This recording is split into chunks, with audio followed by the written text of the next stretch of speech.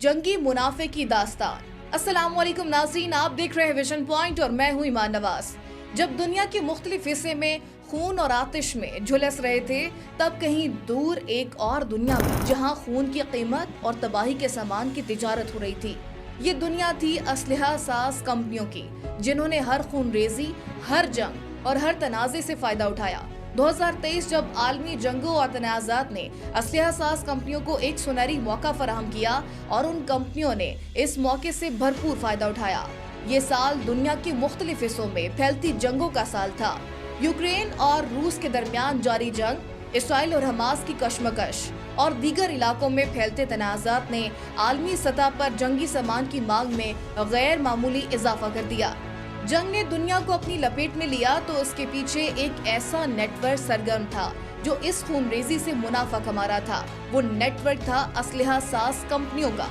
सबसे ज्यादा फायदा उन कंपनियों को हुआ जो अमेरिका में वाक़ई। Stockholm International Peace Research Institute की रिपोर्ट के मुताबिक 2023 में दुनिया के 50% हथियार अमेरिकी कंपनियों ने तैयार किए थे। इन कंपनियों ने 317 अरब डॉलर के हथियार फरोख्त किए।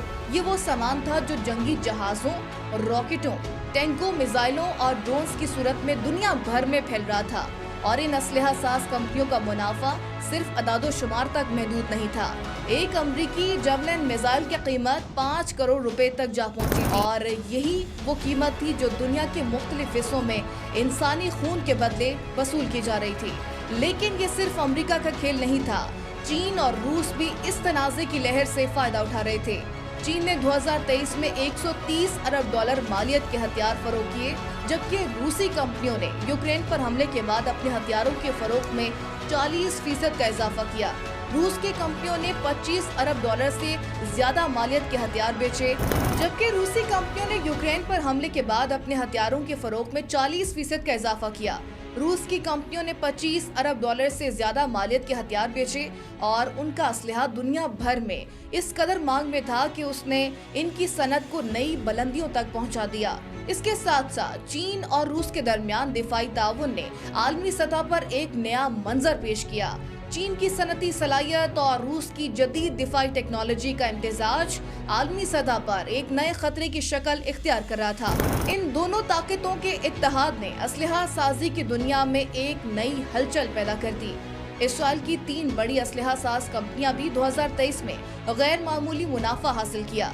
गजा की जंग के दौरान इन कंपनियों को बेशुमार ऑर्डर्स मिले और उन्होंने 13 अरब 60 करोड़ डॉलर मालियत के हथियार फरोख्त किए। इसी तरह तुर्की, जो नेटो का रुकन मुल्क है, ने अपनी 3 कंपनियों के जरिए 24% ज्यादा हथियार फरोख्त किए और इसकी दिफाई सनत दुनिया के जदीद तरीन असलहा साज ममालिक में शुमार होने लगी। पाकिस्तान इस फहरिस्त में कहीं नहीं था, लेकिन भारत ने अपनी 3 असलहा साज कंपनियों के जरिए 6.7 अरब डॉलर मालियत के हथियार फरोख्त किए। आलमी असलहा साजी की सनत पर सिर्फ 10 ममालिक का इजारा है। अमेरिका, चीन, रूस, फ्रांस, जर्मनी, इटली, बरतानिया, इसराइल, जनूबी कोरिया और स्पेन। इन ममालिक की कंपनियों का असलहा की आलमी मार्केट पर 90% कंट्रोल था। ये एक सियाह हकीकत है कि दुनिया की जंगों में और तनाज़ात ने इंसानी खून के बहने के साथ साथ असलहा साज कंपनियों ने मुनाफा खूब कमाया और ये सब कुछ एक ऐसी दुनिया में हुआ जहां इंसानियत हमेशा की तरह तबाही, बर्बादी और खून रेजी का शिकार होती रही। लेकिन ये सवाल अब भी अपनी जगह कायम था।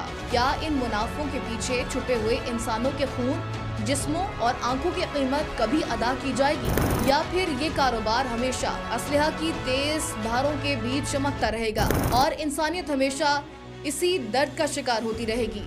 जंगों की तारीख हमें ये बताती है कि कारोबार हमेशा जारी रहता है, लेकिन इसके पीछे छुपे इंसानों की दास्तानें हमेशा गुम होती रहती हैं। नाज़रीन, आज के व्लॉग से इतना ही। मजीद इस तरह के व्लॉग्स देखने के लिए आप देखते रहिए विजन पॉइंट। अल्लाह निगहबान।